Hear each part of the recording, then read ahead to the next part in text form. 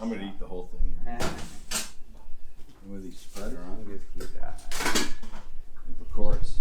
Let it hot. Yeah. Go to chicken dip. And this is gotta go up.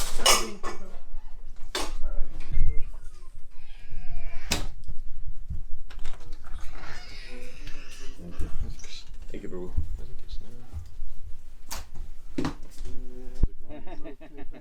And there's rice that goes with this too. There's more rice. There's another rice. Rice is nice. Is there a chutney with the this? The cream one? is supreme. Yeah, I'll just use this for these two, and you can use that for that. You want Oh, more? this one we forgot. So I guess nobody else wants to eat, huh? Everybody's just hanging back. Okay. They'll get here. There you go. This is water, but we got nectar. And this is good because if it's something. The buckwheat pakoras? Oh my god. I'll wait till you try these. Whoa. So that can go down by those. You got it? Okay, Buckwheat got it. pakoras. Is the chutney? Chutney, all right. Oh, Chutney's here. Prasadam. Haribo. Did everyone who wanted a spoon get a spoon?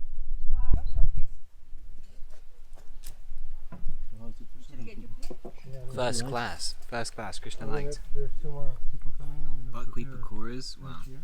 unbelievable. Take it from the top. Where are you gonna sit? Probably here.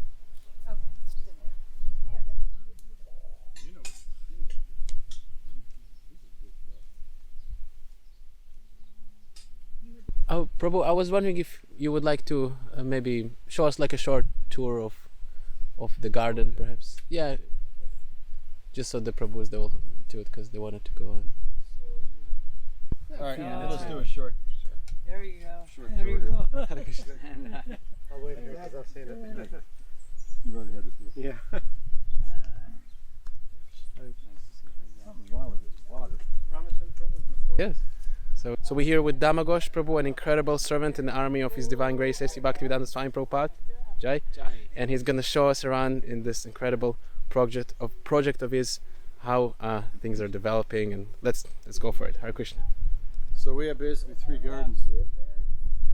1, 2, and 3, and as you can see on the sign, we can't see it, but there's a sign that says Govinda's Gardens. Yeah. So in the beginning, here, right up against the fence, this is goldenrod. Another month it'll be just tons of golden flowers. Mm-hmm. Gladiols in the front, hollyhock, and then those 2 bushes in the middle with the little yellow orange. Mm-hmm. Those are called Helena flowers, and those things produce hundreds of flowers. We use them for the altar. So all the flowers here, just like over here, I planted this year. This is all different cut flowers: dahlias, sunflowers, cosmos, gladiolas. All this stuff goes on the altar. Right. So you can see on the altar the flowers are not something you buy in Costco or Safeway. It's all the same carnations from South America. We used to buy these in the old temples. They come in these boxes about this long, and they come all the way from South America, and they're all the same. And there's no fragrance. Around here somewhere, or? The old ISKCON temples. Okay. Everybody used to buy them from South America, because the stores, all the stores that sell flowers, cut flowers, they're all coming from the same place. Yes. So we just go right direct to them and then have them shipped to our places. But they're, that's all we had at the time. But now when you got some land, you can grow your own. And the flowers, Prabhu said, this is the only opulence. Because nobody has gold and silver. The real jewels. I remember that Yeah, email. it's you the real sent opulence, a if long you got time ago. flowers. So flowers makes things nice, they're Yes. fragrant and they uplift the spirit. So over here in the garden, those little frond-like things are asparagus. Something on? So the asparagus is done now. It comes out in early spring, and we got probably 100 different rootlets. Mm-hmm. There's different kinds of fruit in Ayurveda, and one of them is called rasayan, like milk, Yes. pumpkins, asparagus. It's easy to digest, and it stimulates all the different organs in the body. So here, where the water is, there's about 120 potato plants. These are yellow fins, Yukon Golds, some reds, some purple Vikings, and the last row is Yukon Golds. So right now they're flowering, some of them, and then after a while they'll all flower and the flowers will die and the stems will die back, and then when they die back I come in to cut this off, and then I wait as long as I can because I want to keep them in the ground rather than storage. And you do all the work. Unfortunately. My wife and I mostly, this is what I do out here. She does the flowers in the front. So the idea is you want food year round. so you Yeah. can become self-sufficient, so you don't have to go to the store, because whenever I go to the store and buy stuff I can't grow, and like, anyway, there's not much, but these people are sitting there with their shopping carts. They're paying $200-300 for all this stuff, and it's not even fresh. It's all processed. It's been frozen. There's no life force in it. So if you can grow your own food, which is what we're doing here, I'd say at least 80% of what we eat, at least 80% comes from the garden. And Bhagavatam says, Sarvakama, All year round. Sarvakama Duga Mahi. Everything that we need comes from the earth. You either get it from Safeway or these stores, or you get it from the earth directly. And you're paying a lot of money when you go there. So why don't you avoid the middleman and do it yourself? You get health. You're eating better than anybody in the world. Yes. We're eating better than kings, rich people, guys like Trump. They're not getting this kind of food. Yes. It's all processed. The guy eats McDonald's. In England, actually, I heard the Queen Elizabeth, she has her personal garden. Oh, She there never you go. goes to the forest. Yeah, and that's she's why smart. she lives for 180 years. no? Yeah. So anyway, after these all die back, we cut them back, take all the stems off, compost them over there, and then leave them in the ground as long as I can. And then late fall, I come in here and dig these things up with a pitchfork. And you feel that this is a possible project for like an ordinary man I am an ordinary man. accomplish it? This is actually normal. Yes. This is what normal human beings should Yes. do. Yes. Everybody that's not growing their food is not normal. Yes. They're abnormal. Yes. This is how human beings should live. This is what the whole Vedic culture is based on. It's like George Bernard Shaw, who was a noted vegetarian. And people looked at him and said, "You look so young." He says, "No, I just look my age. It's you people that look old because you're putting dead carcasses in your body." That's so true. So anyway, that's the potatoes. Asparagus, these are all brassicas. All this stuff here. Cabbage, broccoli, cauliflower, Brussels sprouts. These dark blue and purple ones will be purple cabbages. And over here on the screens is pole beans. These are sweet peas coming up here. It's like Sweet. an Indian vegetable, no? The pole beans? No, these grow everywhere over the world. And but you can see them. They're going to grow up these strings. This will all be covered. It goes back and forth between them. It's like a jungle. And then we let them ripen, and then we eat them fresh, and we also let them die back, and then we shell them. This is what you do in the winter. This is what farmers did. When you can't go outside and the weather's bad, you process all the food you grew in the fall, and then it gives you something to do inside instead of watching TV. And then you put the stuff in jars, and we've got a whole pantry full. I'll show you when we go inside. Jars and jars, and these last for years. So if you can live on well beans. planned, it's Yeah, For the whole- you plan it out for years. So these peas, last year I had some right here too, and it was just like I brought in a tub of these things, about this big, just from this one section. And I don't know if you like peas or not, but they're so delicious. And they're expensive. You go in the store, you buy organic peas, they're like $7-8 a pound for these things. So that's brassicas, pole beans, peas. Over here I mentioned it was the flowers. I just planted this year. I just wanted this whole thing to be flowers. And it's also attracts the pollinators, Okay. the bees and other kinds of insects that you need to pollinate fruit and other things in the garden. So go in the greenhouse here. It's a very nice ecosystem.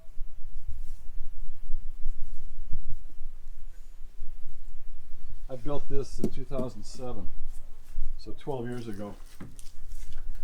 And we'll go in, so there's 80 tomato plants in here. These are all peppers. Okay. And these are just coming along. You can see the flowers. Okay. Most of them don't have any tomatoes on them yet. Up here is these are basil. I got a couple dozen of these. So these are going to go in the ground probably next week when they get a little bit bigger. And we had some peas in here on these two screens, but they're, because it's so hot, they don't like the hot weather, so they produce fast and then they die back. I come in here in the winter and chant my rounds. One of those chairs, one of those stools. Warm all year round here. Oh yeah, it's really warm in here. And I mean, look at the temperature. and which It's like 100 degrees in here right now. which produce like grows all year round actually? Greens. Greens. Yeah. And sometimes basil sometimes I put them in here. Tomatoes. Pictures no. of Krishna, and over here you got other pictures. So I just sit here right in this aisle and chant my rounds. That's nice. Nobody bothers me. Okay. That's why I like it. Chanting in India. Huh?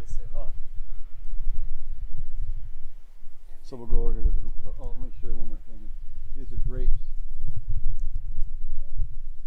We got two kinds. We got red ones and green ones. I just cut these yesterday because they grow like weeds. You know, they just keep sprouting stuff. You can see the grapes coming out here. This will be a huge cluster of grapes, and they're all over it. When is the season for grapes? Late summer. They got to keep the birds off them, otherwise they'll eat them all. So we put a net, bird netting over it. Ah, okay. The birds are a problem. This tree here, this is a cherry tree. Cherries. They got them all this year. Ah. We usually we give them the top ones because we're not going to go up there. But look at this. See, they eat the fruit right off the seed. Leave the seed This year they got them for all. next year. They got them all this year. So that's the way it goes. I'm not going to begrudge them a couple of cherries.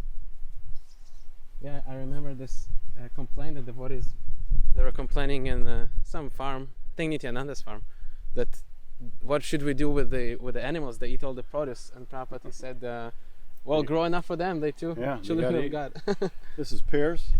This is called a rescue pear tree. I'm not sure why they call that, but these will get this big. Okay. These are huge. Last year we had probably, I don't know, at least 100, 150 maybe out of this tree. From this tree? Just from alone. this tree, yeah. Incredible. There's another pear down there. This is an apple tree called Enterprise. This is a winter keeper. And what would you say, Prabhu, is like your inspiration in this project? Your main inspiration? Well, Prabhupada told us to do this. Okay. And it's the second phase of Hare Krishna Movement. The 50%. Yeah, it's the other project you wanted to do, and the devotees still aren't picking up on this. Yes. They're just too lazy, I guess. But see these apples, these are Enterprise, beautiful. Mm-hmm. And see this little thing over here I got? This is what keeps the coddling moth supposedly off. Hmm. You put this sticky, Careful. it's a trap. You put Okay. this sticky stuff on it and they're attracted to the yellow. But this tree here, this is called Akane. This one's covered with apples. Last year this thing was just covered with ripe apples, and I was thinking tomorrow I'm going to go pick them and store them. That night the elk came and ate every apple on this tree. The elf? The herds. Ah, okay. We got a herd out here, like 60 or 80 of them. They left one on the ground that they didn't want to bend down and pick up, but they ate them as they wanted, just off the branches. It was just like this many. Yeah. And if someone I was ticked off because these are really good apples. And if someone, let's say, he wants to start a project like this, but he doesn't know where to start, when to start, what would you Start in his backyard, around Okay. his deck. You get little pots. with whatever he has? You just, whatever land or space you got. If you got an apartment deck, get some pots, fill it with dirt, and start growing stuff. Okay. And then you'll get enthused by doing it. You'll see how easy it is and how good it tastes when it's fresh, and you don't have to pay for it. So that's how I started. When I was in Seattle 20 years ago, we had this small lot, and the backyard was all concrete. I didn't own it. I was renting it from some guy, and I asked him, I says, can I break up this concrete and plant, vegetables? And he said, yeah, go ahead, which was really nice of him. So the brahmachari, kind of like you, he was living with me at the time. He was Jagat Guru Das Brahmachari. Jagat Guru Das. And he was living in the basement, and then we had another brahmachari living there too. And I said, here's your sledgehammer and go at it. And he loved it. He was out there whacking this concrete for a couple of days, and he busted the whole thing up. Like Hanuman in Lanka. It was kind of like the size of 2 greenhouses, the thing we were just in. So it took him a couple of days and breaking it up, and then I made a beautiful fountain on the corner of the yard with this broken up concrete, and had some little cascading thing coming down. Yes. And there was a peach tree and a pear tree there, and the rest of it was all vegetables. And at that time in Seattle, you could get free zoodoo, they call it, manure from the zoo. Oh. These are all omnivores, animals that don't eat meat. So they'd give this stuff away for free. So we go there with a pickup truck and throw this stuff on the ground. And it was just like a jungle, and this stuff was just growing out the holes in the walls. And all these people, the neighbors, they come by and like, what are you guys doing in there? Because they could see this stuff squirting out the fences. Maybe smell even. Probably that too, but it was abundant, And then, we ran out of space because all I had was a little yard. So once you start doing that, you get addicted to Do you it. remember what did you start from? What we were growing when you started growing? Basically the same kind of stuff. You know, we had some zucchini Okay. and carrots. I don't know, beets. You know, regular things that people grow. And that's Easy how to- it easy to- started for you. Yeah. There. Yeah. So anyway, continuing here, we got corn over here. We got 12 rows of this. Different kinds of corn. Some ripens early, some ripens late, smaller and bigger. So this is, I'll tell you, this is one of the opulences of living here. I don't know if you like corn on the cob. You probably do. You ever had corn on the cob? No, You've never had corn on the cob? I don't think so. 50% of your life is wasted. I remember that one. Yeah, It's We true. should come back and when the season for the corn is. Another couple months. It's like Okay, maybe late on- August. On the way back to Late India. August. So anyway, with corn, we get this stuff late August. Let's see, September, October. Yeah, early August, late August, and sometime into September. So for a month and a half, every day we get corn on the cob, as many as you want. Have you ever had a Max? You've had corn, right? Yeah, I've had corn. I mean, it's one of the delicacies.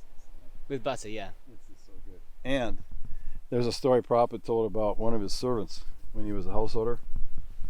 This guy was a young guy.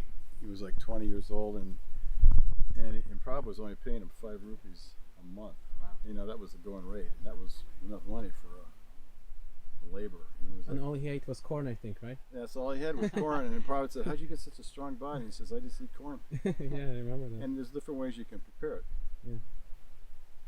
So it's, you know, there's one purport in Bhagavad Gita where Prabhupada mentions that corn is unpalatable unless it's Yeah. cooked with molasses. Yeah. So he had never had experience, I don't think, of eating corn on the cob Mm, when he grew up when he was in India. Ah. Otherwise, I don't think he would have said that. But the Roys would give him that corn. They gave him all kinds of stuff: popcorn, corn, 7-Up, you know, potato chips, Sugar water. whatever. So these are, you know, some of these will ripen earlier, some will ripen later, and we eat it every day for at least a month, usually a month and a half, to go along with the other stuff that we prep, you know, make, like subsies and things like that, salads. We eat a lot of salads. And then what we can't eat, we just gather it up, pull the leaves off, and then put them into a bundle, and then hang them in the pantry inside, and let them air dry in the pantry, along with the squash. See all that over there? Some of that's summer squash, and some of that's winter squash. Mostly it's winter squash. These things get different sizes, like delicatas and blue hubbards and butternut, butter crunch. There's all kinds, and we grow these because they keep. So you can live. You know, this isn't some myth. It's not some pie in the sky theory. Yes. I mean, this is how people used to live. What inspired you, Prabhu, to take it to that extent? Because you said it's Well, you know, it's something kind of in the ironic because when I was a kid growing up, my father, he grew up on a farm, and he didn't like it, and he left and went and got a university degree, and anyway, did a whole thing. But when he had me, when I was a kid, I was the one that was doing the work, the shoveling, and Yeah. I hated it. I hated it because I was the oldest son. So he said, "All right, you're the one that's got to do this work." And I didn't not only had to shovel it and turn it over, but I had to turn it over and throw it forward because the ground was too low and was flooding there in the summer. So I had to build it up. So every summer I'm out there with the shovel, you know. I hated doing it, but anyway, I guess it stuck. But you know, I was eating fresh vegetables because of his garden back so then. inspiration to come back to the roots. And actually, all my brothers and sisters all have their own gardens too. They live close by. It's here, or- actually the favorite hobby of Americans. You know, when they ask people, "What's your favorite thing to do?" Hobby? Gardening. It's gardening, because it's so natural. Everybody loves it. You know, when you get a vacation, where do you go? To the city? You get out of the city. You go out in places like this Yes. because it's peaceful. It's, you know, it's happiness out here. Anyway, the last thing over here is more of these sweet peas. We got spinach, beets, carrots, coriander, a couple rows of coriander, rutabagas, kale. There's 4 kinds of kale here. Okay. And this blank space, well, that's an old volunteer potato plant. Came up from a couple years ago. And then I'll rotate till this up, and then all those basils you saw in the greenhouse is going to go in here. And it's getting shorter because that pile over there doesn't look like much, but there's silage. The dairy farmer across the street. Every couple of years I ask him for Is that silage. apricot tree? No. No. The dairy farmer, he's got all these cows and all this cow manure you know, in the barn, so when they bring them in. By the way, Blueberries. This is called cockspip orange. This is an English tree, and they use the rootstock on this to produce other kinds of apples. So they've grafted this from the Cox Orange. It's one of the sweetest apples in the world. The root stock. What's that? The roots. Oh, okay, the roots. They take when the thing comes up, you can graft different branches from another tree into the rootstock, Wow. and then you get a cross between what's the original and what's the stock. You can put in. crossbreed your own apples. Yeah, oh, Wow, that's a huge that's science. awesome. Same with tomatoes, Apricots. everything. Apricots, right? Huh? Apricots are like not apricots. Apricots. Peaches. Yeah, I think Peaches, apricots. yeah, oh, peaches. Nectarines, Almonds, oranges, stuff like that. Wow. Okay. Cool. So this is apples. Over here is this net is blueberries. All this. Blueberries, my lord. And then another pear tree. Nothing on this one last year. And the most important question, Prabhu, what is your favorite? Oh, just a moment. What is your favorite article to offer to Srila Prabhupada here from all these? Whatever he'll accept. Okay, I think the Because as blueberries. Prabhupada says, it's not that Krishna must Okay. accept whatever you make. You know, when I put all this opulent food on the altar every day, I mean, some of this stuff is so beautiful. That's why I take pictures of it. Yes. It's just beautiful. It's just gorgeous. Drop dead beautiful. You know, it's like all this fresh. And I'm thinking what Prabhupada said. He said, you can offer all these beautiful things to Krishna, but what does he need? He's got more than we can even dream of. Yes. So it's not that Krishna must accept Yes. what you're offering him. He accepts the devotion. Yes. If he doesn't accept it, you're eating boga, Yes. right? And so it's not a done deal. Yes. When you chant these mantras, it's not a done deal that Krishna's accepting this. Mhm. You know, but I think most devotees don't even think of it like that. They think, well, he said the prayers, let him eat for 5-10 minutes, and I come back and have prasadam. You know, it's not a guaranteed thing. It's a moment by moment state of consciousness. Yes. If we're not in the right consciousness, then what does Krishna need from us? Yes. He doesn't need us. Certain. We're just one little spark floating around. You know, on that mountain you got millions of trees. You know, Mhm. so what's the difference? So it's all about devotion and bhakti. But let's say you have everything ready, ripe, like the whole. It's the right season for everything now. Which tree or which bush you will go to? Which do I like the best? I'm trying to wrap this up here with a. You cannot escape my questions. Oh, I can if I want to. I don't know. I never thought of it. I like everything here. That's why I'm growing it, and it's all good, healthy food.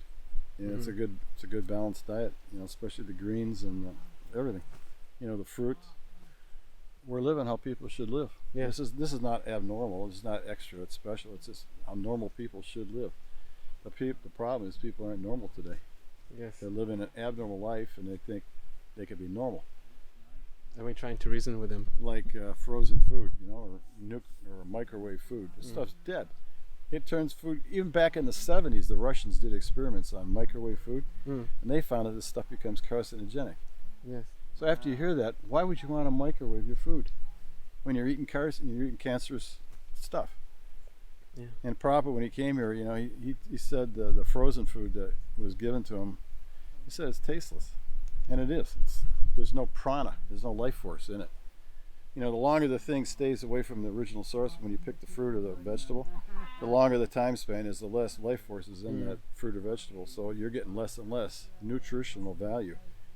Yes. But when you're the food we eat every day, we pick it the same day, like an hour or 10 minutes before it starts getting cooked. Yes. That's normal. Yeah, Gargamuni too. He told me he had a similar experience because he had a farm in Thailand, I think. Thailand. Yeah. And he was growing his own rice, his own everything, and the vegetables will cook. Like if usually, like from the store you get a potato, it takes like 20-30 minutes to cook it. A potato from the ground, fresh from the ground, it will take a minute. I knew this one devotee man. I'm not going to say his name. He's a good friend of mine, but I was trying to get him off of nuking his food because he would microwave. Ah, okay. I said, just try it. Just try make an experiment. So he did an experiment. He baked the potato in the oven. Took 45 minutes, an hour, Yes. and then he nuked something. Took Yes. a few minutes, and he said the taste was not the same. Yeah. The nuked food had no taste, and the stuff he cooked slowly, it actually had some taste. That's what convinced him. Now he's not nuking. He's not microwaving. How about the fact that the food is like mixes like with the soil in the ground? I heard that it has a lot of nutritious value, like the B12. Even they say that vegetarians Of course, the ground has everything to do with it. they don't have B12. I heard this because actually we don't take vegetables from the soil because it's all how do you call it? Hydroponic? Hydroponic. Oh, I don't believe in that. Okay. That's an artificial way to grow food. Yes. You're missing all the all the It's vitamins. not. It's artificial. It's not the way Krishna intended us to grow food. In Yes. water. Yes. You know, if you want to eat seaweed, then you can, eat your food like that. I'm not Yes. going to eat like that. Everywhere in the world, it's been going on like this for thousands of years. You plant it around. Sarva Kama Dugamahi. Everything we need comes from the earth, not from water. It comes from the earth. Yes. So if you grow your food like this, you'll be healthy. Okay. Thank Hare you Krishna. so much, Prabhu. Ram Lee? Jai, thank you so much, Damagosh, for this incredible tour. And you can how can we get in touch with you, Damagosh Prabhu? Depends on who's trying to get in touch. I can drop your email maybe in the description to this video. That'll be good. Yeah, you can give. I'll give you my email. Okay, wonderful. What's So you your can email? you can reach out Das, to Damagosh. das at AOL.com. Haribol. Thank you so much for watching. Hare Krishna.